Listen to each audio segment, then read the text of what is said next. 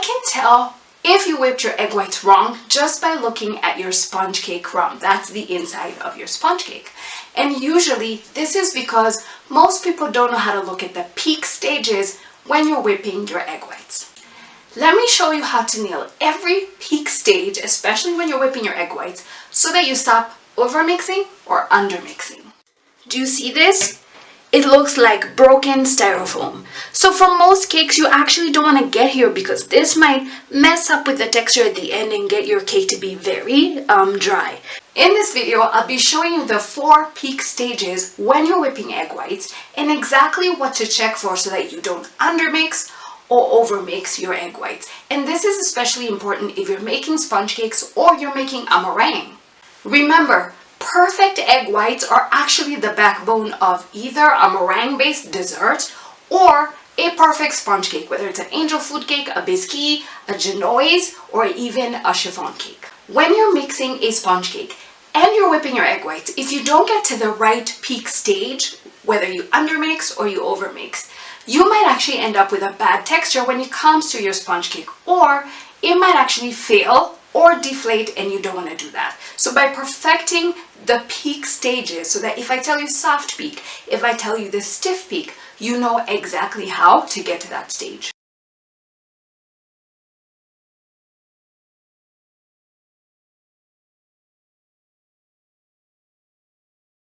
So at this point, you guys can see we're actually basically still wet, but it has started actually foaming up.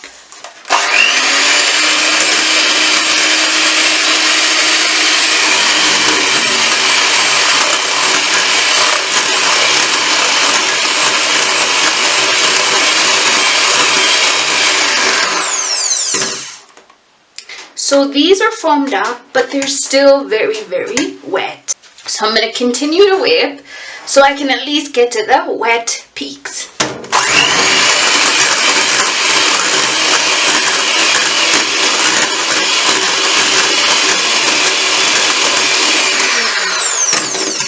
So this stage is the wet peaks. As you can see them, they have foamed. They're kind of trying to hold shape, but they are still very wet. So this is what we call the wet peak stage. So as I continue, I'm now going to get to the soft peak stage.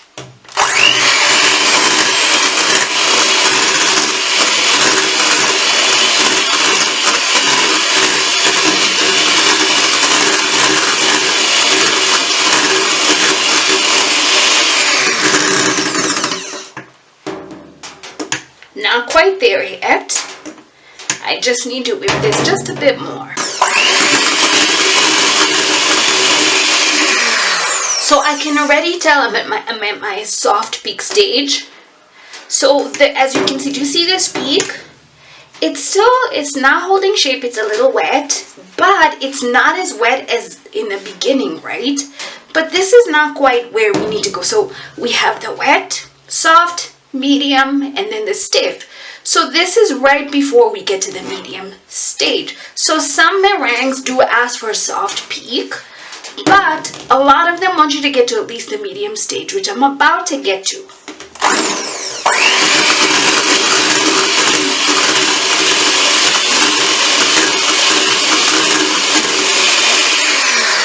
So as you can see, I can already tell I've reached my medium peak. My peak is holding in shape. If I lift it,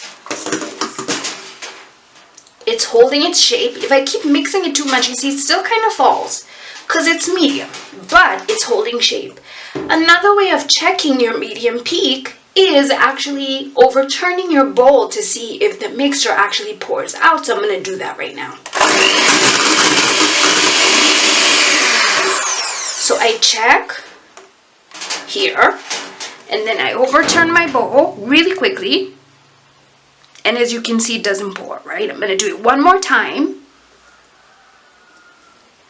And that's how you can check or confirm that you've reached the medium peak stage. And most meringues, most classes, like if I'm doing a sponge cake, this is where I want your egg whites to be at. Now I'm going to continue on just to show you guys how the stiff peaks get to. So most meringues do not ask for a stiff peak. But there are some like some frostings like royal icing that actually ask for a stiff peak. So I'm going to continue so you can see how a stiff peak looks like.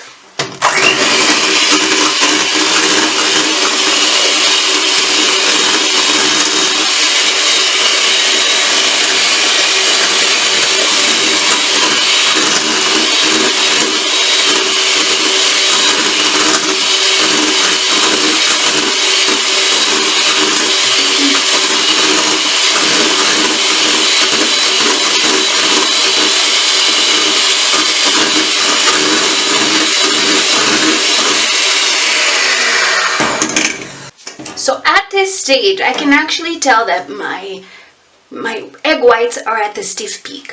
One of the ways I can tell is this basically looks like styrofoam. And if I move my beaters in this, do you see this? It looks like broken styrofoam. So for most cakes, you actually don't want to get here because this might mess up with the texture at the end and get your cake to be very dry. You just want this to be medium. Do you see this? This looks like when you break apart styrofoam, how it looks like, as you can see. So it's good for some frostings and maybe some desserts, but for cake making or for making a stable meringue, this means you have gone too much. So be careful when you are whipping for like a cake not to get to this stage, okay? Don't get to this stage. This is too stiff. Now, just a few tips when it comes to whipping egg whites and even when you're mixing your meringue. The first tip I want to share is that you want to make sure you use room temperature eggs. You don't want your eggs to be cold, right? They whip faster and more comfortably if they are room temperature. Second tip is you can add a little bit of acid into your egg whites to make sure that they hold properly or they hold their shape. And you can add a liquid acid or a powder acid. So when it comes to liquid acid, you can use lemon juice. This is like you can use a half teaspoon for 2 to 3 eggs, right? Even up to 4 eggs. And if you want to use a dry acid, you can use cream of tartar. You can just use a 1/4 teaspoon for like 3 to 4 egg whites. Another tip is to make sure that the bowl you're going to be using to whip your egg whites is very clean and has absolutely no fat. If you can, please use a stainless steel bowl or you can use a copper bowl. What you're going to do is if you want to make sure there's absolutely no fat, add some vinegar or lemon juice onto a clean dry cloth and then wipe the inside of your bowl and the whisk or the beater that you're going to be using. And this is a tip I share with all my students when I'm teaching them how to make sponge cakes. Now, when it comes to the type of bowl you want to use, preferably please use a stainless steel bowl. Now you can use a plastic bowl, but if you're using a plastic bowl, remember to make sure to wipe it out with some vinegar or some lemon juice. The point is to take an acid to cut out those fat molecules that are in the bowl, which are going to weigh down your egg whites and they're going to not whip up to the volume you're looking for, or maybe they're going to break down. So you want to make sure that bowl is completely dry. If you're an intermediate level baker and you're getting into like sponge cakes very seriously, you can consider getting my beginner guide to sponge cakes that shares a lot of tips on meringues, a lot of tips on making sponge cakes, and has about 13 recipes that you can actually read and test out in your kitchen if you're looking to get into the very, sponge cake, more like intermediate style sponge cakes, right? It has the chiffon cake, it has angel food cake, and many others. So just check details below to get that ebook. Now, if you really want guidance, especially on sponge cakes and butter cakes and just general cake making and decoration help, I have a 6-month online course where you can just check the details below and see if you can enroll if you're interested in getting in-depth guidance.